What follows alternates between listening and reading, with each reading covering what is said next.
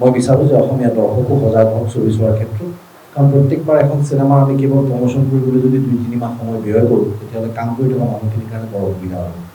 তাৰোপৰি যিখিনি কলা কুশলী আজি নতুনকৈ আৰম্ভ কৰিছে এই অভিনয় ক্ষেত্ৰখনত, তেওঁলোকে ঘৰ ভাড়া কৰি থাকে, গতিকে তেওঁলোকে ঘৰ ভাড়া দিবলৈ হ'লেও তেওঁলোকে কাম কৰি থাকিব লাগিব। গতিকে আমিতো ওলাই গুচি যাম এমাহৰ কাৰণে বা কেইবা মাহৰ কাৰণে, তো কোনোবা যদি ফ্ৰী আছে, তেওঁলোকৰ যদি সময় আছে হাতত, তেতিয়া তেওঁলোকে নিজাববীয়াকৈ প্ৰমোশ্যন কৰিছে, ঠিক আছে।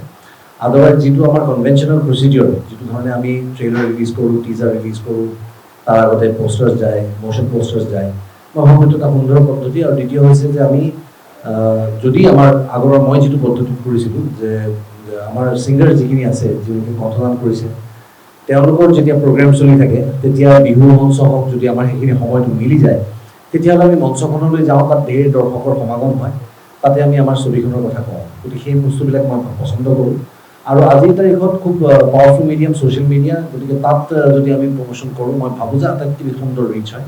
কাৰণ প্ৰত্যেকজন মানুহে আজিৰ তাৰিখত যেতিয়াই তেওঁ অন্য একো কৰি নাথাকে, তেতিয়া তেওঁ ছ'চিয়েল মিডিয়াতেই থাকে। গতিকে সেইটো এটা সুন্দৰ পদ্ধতি। আৰু তাৰোপৰি পডকাষ্ট আছে, ইণ্টাৰভিউজ আছে, টক শ্ব'জ আছে, এইবিলাকৰ মাধ্যমেৰে মই প্ৰমোশ্যন কৰাৰ কথা চিন্তা কৰোঁ।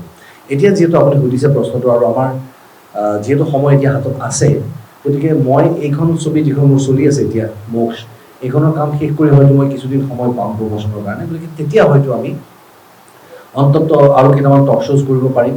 তাৰোপৰি এনেকুৱা কিছুমান ইভেণ্টছ বা কণ্টেষ্টছ আমি কৰিম, যিবিলাক কণ্টেষ্টৰ মাধ্যমেৰে আমি দৰ্শকৰ দৃষ্টি আকৰ্ষণ কৰি তেওঁলোকক এই কথাটো বুজাব পাৰিম যে আমাৰ ছবিখন 27 তাৰিখে ৰিলিজ হৈ আছে। গতিকে ৰিলিজ ডেটটো যদি গম পায় আৰু ট্ৰেইলাৰটো যদি ভাল পায় মানুহে, তেতিয়াহ'লে দৰ্শক এনেও হললৈ আহিব, আৰু অসমীয়া ৰাইজে অসমীয়া চিনেমাই চাই ভাল পায়, এই কথাটো পুনৰ প্ৰমাণ হ'ল।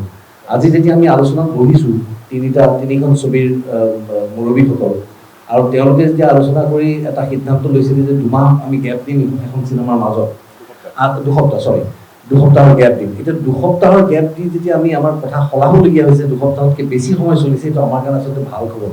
মই ঈশ্বৰৰ ওচৰত প্ৰাৰ্থনা কৰিম সদায় যাতে আমি এনেকৈ ডেট সলাই থাকিবলগীয়া হয়। হয়, আমাৰ অসমীয়া চিনেমাৰ ভাল দিন আহিছে।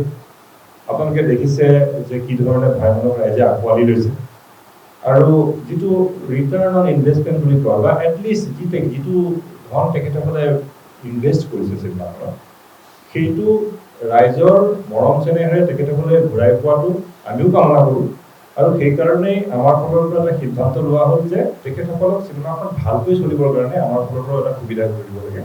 গতিকে যদিও আমাৰ এটা এগ্ৰিমেণ্ট হৈছিল যে আমি এটা 2 সপ্তাহৰ গেপ ৰাখি আমি কথা বতৰা পাতিয়ে আমি আগবাঢ়িছিলোঁ, কিন্তু এই মুহূৰ্তত সামৰ্থ্য আৰু চমীৰে যদিও আমাক অনুৰোধ কৰা নাছিলে, কিন্তু আমাৰ ফালৰ পৰাই ভবা গ'ল যে এইটো আমি কৰিলে ভাল হ'ব।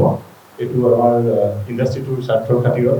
ৰবিও ক'লে, ৰবিও আমাক ফোন কৰিলে, মোকো ফোন কৰিলে, প্ৰডিউচাৰকো ফোন কৰিলে, ক'লে নাই আপোনালোকে এইটো সিদ্ধান্ত লওক, অলপ সময় দিয়ক সকলোকে। আৰু এইটো আচলতে এটা ভাল এডভাইচ ৰবিৰ ফালৰ পৰা আমালৈ। থেংক ইউ ছ' মাছ ৰবি। আৰু বাকীখিনি কথাটো ৰবিয়ে ক'লেই। আৰু আমাৰ চিনেমা আহি আছে, আৰু আপোনালোকৰ ফালৰ পৰা এটা সঁহাৰি পাম বুলি আমাৰ যিটো আমাৰ হেৰি ক্ষেত্ৰত, পাব্লিচিটিৰ ক্ষেত্ৰত পাম বুলি আমি আশা ৰাখিলোঁ।